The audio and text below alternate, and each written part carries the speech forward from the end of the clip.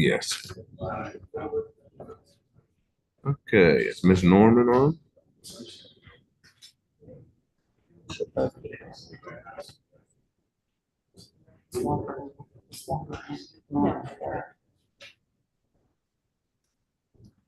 Mr. Walker, have you spoken to Ms. Norman? Not since I believe it was Thursday morning, Judge. Let me see, where is the volume on this thing? You had your computer. And then the computer was plugged in.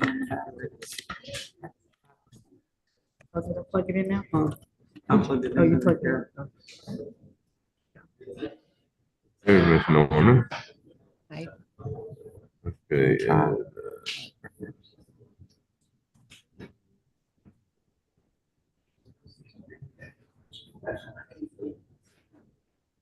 okay, let's bring it up. Okay. I'll see what happens. All right. Well, good morning, Ms. Norman. This purpose of this conference is to determine whether or not the claims of Stellar Bank are agreed to or not, and which way y'all want to move. I don't know if they told you, but I'm on the board of directors of Stellar Bank, and so if we have a contested matter, I'm not going to be able to be involved in that. I'm going to have to recuse myself and send it to Judge Edens or someone else. So I just wanted to hear from y'all how you want to proceed. Thank you, Your Honor. And I don't think there's any scenario where we really want it removed. I think it's more of a misunderstanding about the nature of the claim. And so I wanted to discuss with the court and with Mr. Walker about the status of these particular claims and how they're to be perceived by the estate. We sent the notice to Stellar as a secured creditor on the homestead. That homestead claim, the authenticated homestead claim, was filed. I would not have an issue with it, except that there was over $4,000 in attorney's fees added to that particular claim. And for that reason, I didn't file just an automatic approval so that Mr. Walker and I could discuss that. Thereafter, he filed a second authenticated claim, which I believe is really more of a contingent liability because it's on an obligation of the company.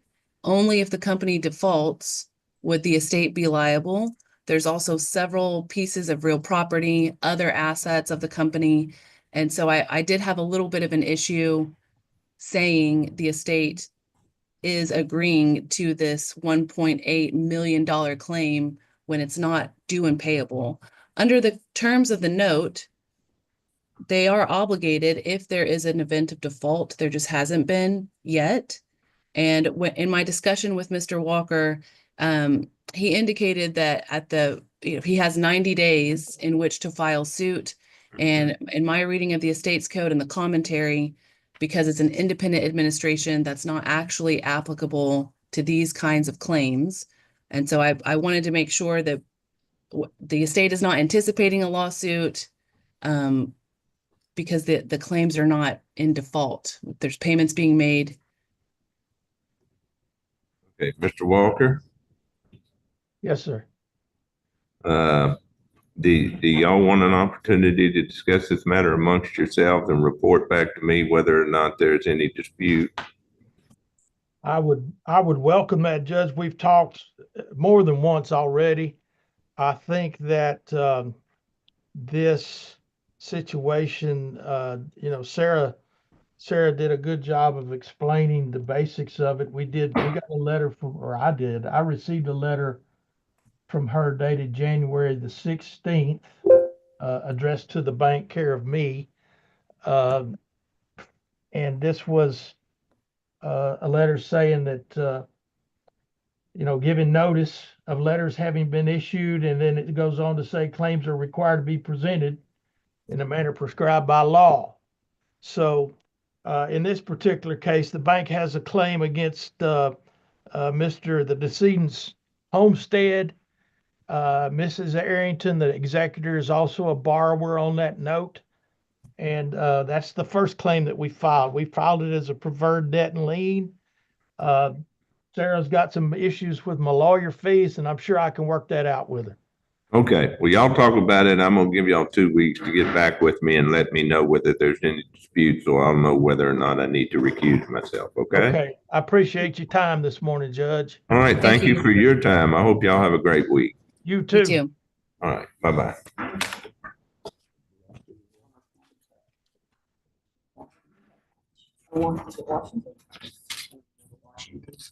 Okay, what kind of? This is a,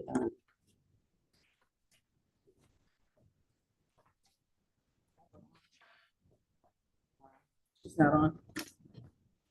Really? Mm-mm, Is it a, what, failure to file an annual report or? accounting. Okay, Right. Go to Hatch. You got Hatch, right? Mm-hmm. Okay. okay, we've been through Hatch a bunch of times. Let me see, what is our issue there? Here's the one with, Do this. this was filed, this was emailed to me.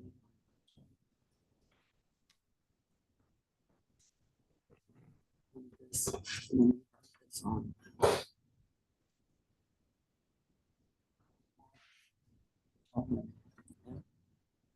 Yeah, Lisa for her.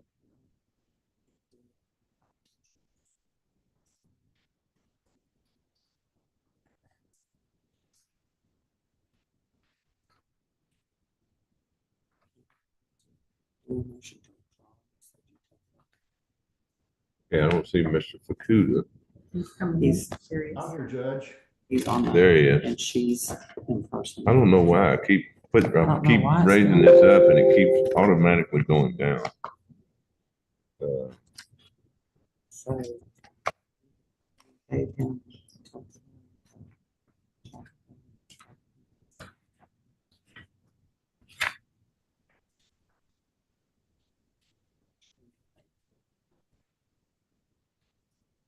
So 2019.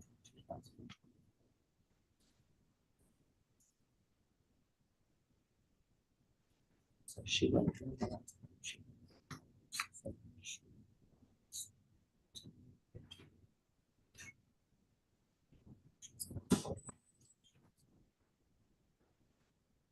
Is Tammy Hatch here? Okay, Ms. Hatch, if you'll come forward, please.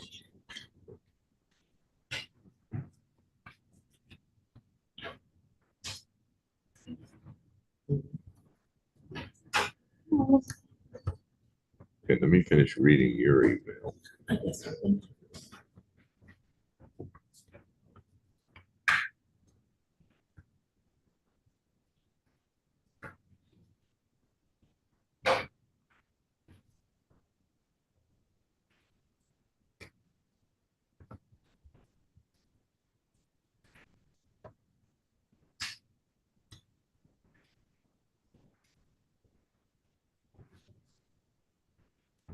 Ms. Hatch, what is your relationship to the decedent in this matter? It was my ex-husband.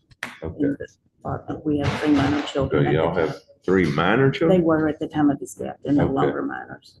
Okay, and so you're due for annual accountings from 2019 to 2024. Yes, sir. At the same time, I've got Mr. Fukuda that you have filed a motion to withdraw. Ms. Hatch says, did you see her email that she sent to me Judge, I didn't. on March 27th? I have not received a copy of that, Judge. We had a motion to withdraw and file prior to our last court appearance. Can't hear you, Mr. Fukuda. I've got my volume up as high as it will go, but Is I, that helpful, Judge? Is that, okay, give me one moment. Let me.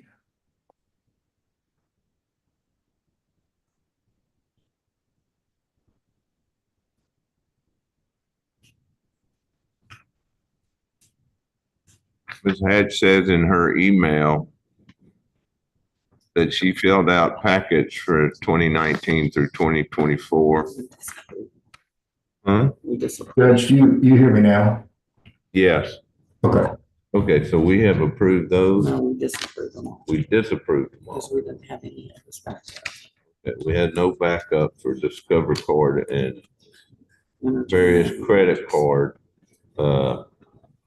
expenses. I had submitted them and he turned it in. And then they did send, we went back and forth several times between the expenditures and stuff. And then I did get an email saying that, that first one from 2018 through 2019 was approved and it was signed and everything. And then my understanding. was Yeah, we were 18, looking- 19. 18, And 19, then but 19, the- 24. You And then got the rest 5 were gonna- left for 19 through 24. Yes, sir. And y'all submitted the annual accounts, but there was no backup for some of the expenses, so we didn't approve. There was no backup for $12,000 in Discover and credit card disbursement. That's correct, Judge. And if I could just do a little history, the last time we were all in court together, we had the motion to withdraw pending. There was a conversation about potentially getting the accountings up to date. The thought was we could do that within 2 weeks. That clearly has not happened. We've done attempts. Michelle in my office has worked with Mel trying to get those accountings correct. It's just mostly there's no backup documentation that's been provided. We reached out to Ms. Hatch on multiple occasions. It's in the motion to withdraw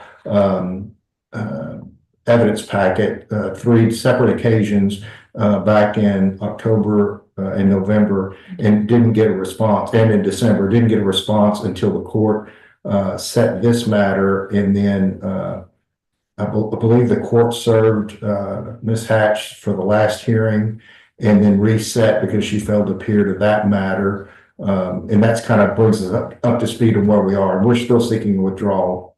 Okay, she said she didn't get the last one. I have the certified. Pardon me? I have the certified letters and everything. For this It one. went, yes, sir. It did not go to my correct address. It went to an old address. and I did Okay, not- she said apparently the one for the March 10th hearing went to her old address where she had not lived for 6 years. Yes, sir. The latest one went to her correct address. I didn't get another one. Oh, you didn't? The only way I found out about it was an email from Paul. Okay, she said she found out about this hearing by the email you sent. Yes, Yes, sir. sir. So, I thought the court. so the question is, do you have the backup for the credit card? I think I have most of it. And I had provided it, a lot of it before.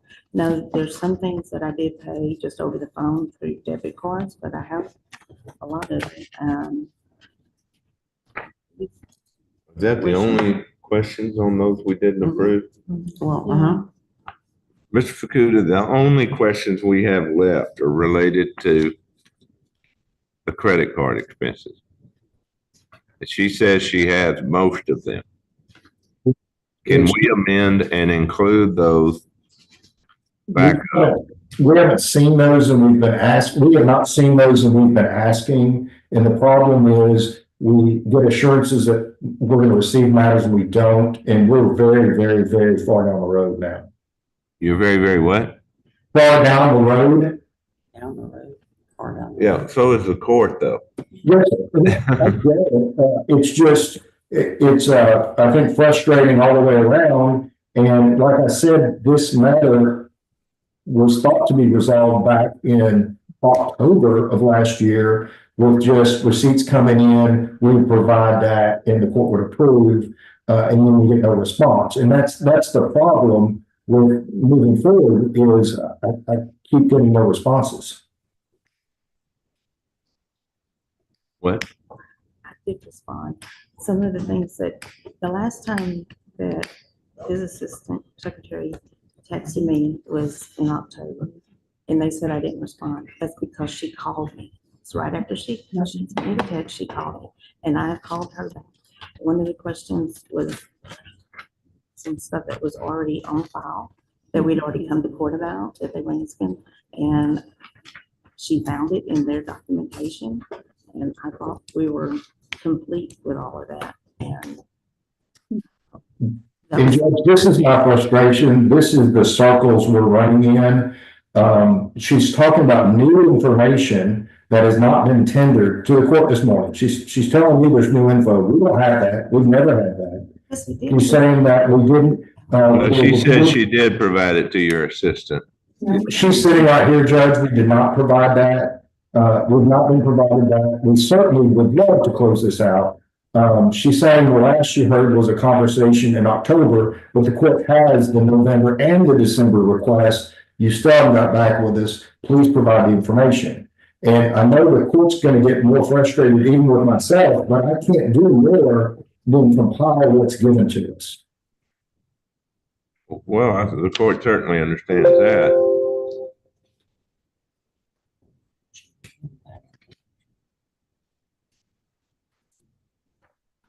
Okay, here's what I'm gonna do. I'm gonna ask her to bring that information to your office this week.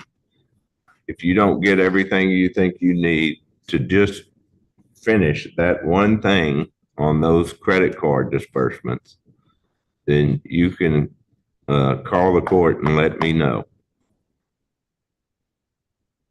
But if you do, I would expect that you would file an amended annual accounting. Hopefully we can get this approved. Then I will allow you to withdraw. She will have to get another attorney in order to do a final accounting once the home is sold. We would love to be able to provide you that amended report, Judge. Okay, I will. Do you understand me? You're to go to his office this week and provide them with that information. And we're going to try to get these 19 to 24 annual accountings approved if you give him the information he needs to serve as a backup for those credit card expenditures. And then I'm going to allow him to withdraw after we get those approved. You're going to have to get another attorney to do the final accounting. All righty? And that's once the house is sold. Or whenever it becomes due, the next annual accounting becomes due. So, report back to me within 2 weeks, please, Mr. Fukuda, as to whether or not you've gotten everything. I will do that, Judge. And I'll also point out to the court that we have a Dropbox that goes directly on my legal assistant's desk, and it drops down probably a foot or so nobody can retrieve those documents. So we're available 24/7 to receive documents. Okay. We'll try to go during regular business hours and personally hand them off. All right. We will talk to you a little bit later, Mr. Fukuda. Thank you. Thank you. Attorney for this one is on Zoom for Washington. You are excused. Make sure you go by there. Okay. Well, he's off now, so I can't talk to either one of you. Okay.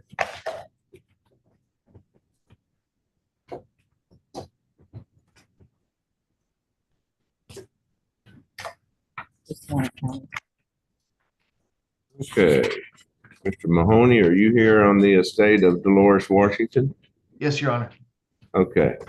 So we had sent an order setting a show cause for Administrator Deanna Merrill Washington, who had failed to file an annual accounting for the period ending April 17th, 2024. Tell me what's going on. Yes, Your Honor. We have filed an annual account with this court, and it's been accepted as of this morning. And so you should have that available. Can you hear me okay, or do I need to speak up? Okay. Can you hear me fine? Was the $14,000 settlement the only asset in the estate? Yes, as far as I know, that's the only asset in the estate. Okay, so the annual accounting that was filed for the period ending April 17th, 2024, was it a final accounting? No, Your Honor, that was just an annual account. We'll be submitting a final account here very shortly. I think what happened was there was another attorney who was working on this case, and they left last month. And I'm on this case now, and so I will get this final accounting to you. It's going to be very similar to this annual account, but it will be the final accounting. Very good. I'm going to put a tickler for 3 weeks to see whether or not we've received the final accounting, I will, it could take a day or two before your annual accounting makes it through the approval process in the clerk's office in e-filing. Okay, But I'll look at it as soon as it comes through, and hopefully we can get that approved. all right, thank you. All right, we'll call you back if there are any issues. All right, Your Honor. All Thank you. right, thank you, sir. That's all the Zooms. Okay, so, You have a couple status conferences and then show causes and contested. okay, so contest is, where's our status conference? The status conference is right here. These are the two that we wanted to talk to Larry down about because they've not done it correctly. Okay, Mr. Dowden? John Washington is just now in the queue. Okay, What yeah, did you tell him? I told him. 3 weeks. I would expect a final accounting within 30 days or 3 weeks, 3 weeks. and we'll look for the Final. the final accounting, but the annual accounting that was due April 17th, we're gonna look for that in the queue, and hopefully we'll approve it, and if it